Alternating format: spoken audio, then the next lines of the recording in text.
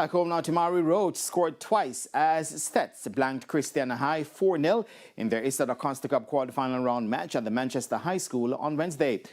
Reggie Newman was responsible for Stets' opener in the 16th minute. Cometh the hour, cometh Roach as he made it 2-0. DeAndre Barnett added more to Christiana's woes when he added a third in the 72nd minute. And within a minute, it was all over as Roach grabbed his second to give Stets an overwhelming victory. As you know, performance don't count now, it's the result that matters. So we come out here today to get these 3 points to even step a foot closer to the semi-final. And, we have our next game on Saturday, so this one cannot help us again. We are fully focusing on the game on Saturday.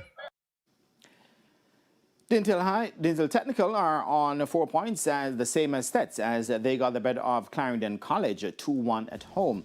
And the West was dealt a serious blow as Cornwall College were beaten 3-1 by Kempshill.